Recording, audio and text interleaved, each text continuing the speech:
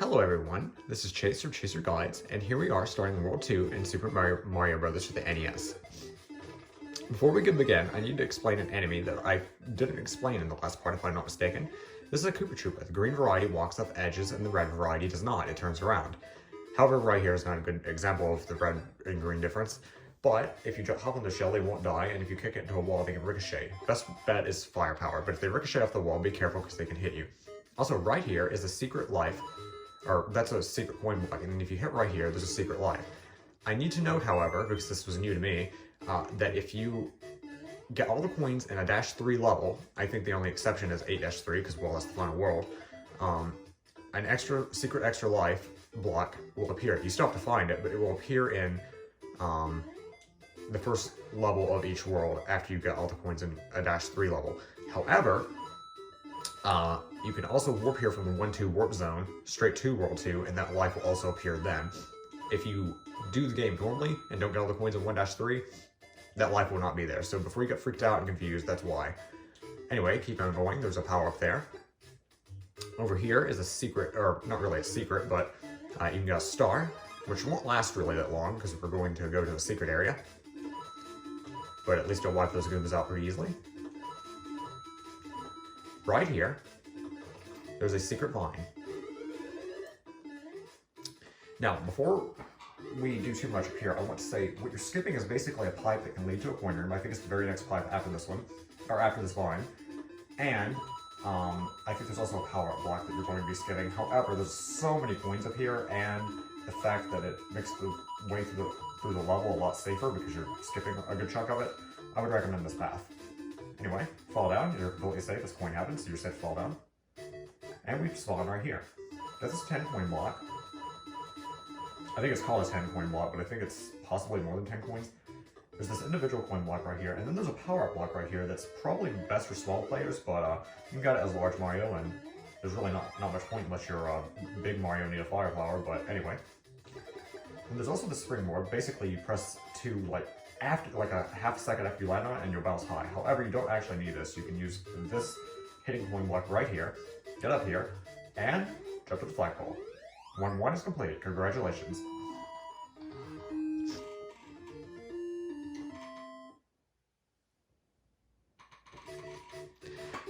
Now welcome to 2-2, the first water level of the game. There's really not much in the way of secrets here, but there are a couple of new enemies. Right here is a blooper. It is completely immune to Mario himself. You have to use fire. That's pretty much true of anything in a water level, because you can't really jump on things. So you definitely want firepower here. If not, you're just going to have to dodge them. And a good way to dodge them is either a small Mario to stand here, or duck, so they go right over you. Because they can't touch the bottom of the floor if you're ducking. Also, right here is a drain, and basically you just want to swim really hardly because it'll keep pushing you down. And if you stand near, on land, near it, it'll actually drag you into it. See? Anyway. There's also Cheep Cheeps, the basic enemy of the water level, even though, strangely, bloopers are introduced first. I find that kind of odd. Also, I think they're called bloopers in this game. That was changed later, but anyway, these are Cheep Cheeps. And all they do is swim slowly, and some of them swim faster than others, but they're not really that bad, so don't worry about them. Just dodge them and make your way through this water level. Like I said, not much in the way of secrets, just make your way to them. Just be very careful. You might want to go a little bit slower than I am. I mean, I play this game a lot and I'm relatively experienced, but just go a little slower if you need to, especially if you don't have firepower. This first water level is not that bad, just so you know. Especially if you take the time. And good, you made it to the end of World 2-2. Congratulations. Like I said, not much to it, huh? You can do it. Anyway, jump to the flagpole, and we're moving on to 2-3, which is probably the first challenging stage of the game, in my opinion. It might very well be the toughest stage we've seen thus far. Well, 2-3.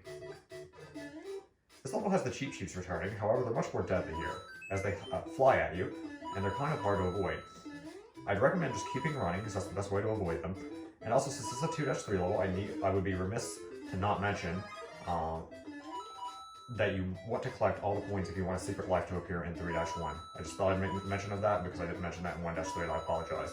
So collect all the coins you can if you want that extra life. I say all the coins you can. No, collect all the coins or you're not getting it. Unless you warp there. Anyway, we collect all the coins and beat in 2-3. Like I said, not much in the way of secrets here either. But just want to collect all the coins. Anyway, 2-3 is done. Pretty simple, huh?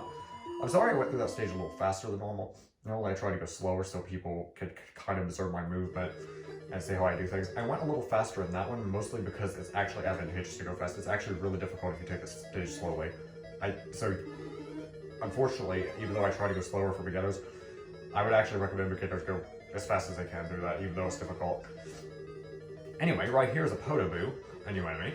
And it hops out of the lava at random intervals. Now, later games, they kind of made it structured to where it would pop out at set intervals. However, sometimes it can go in the lava pit and stay like this for a while.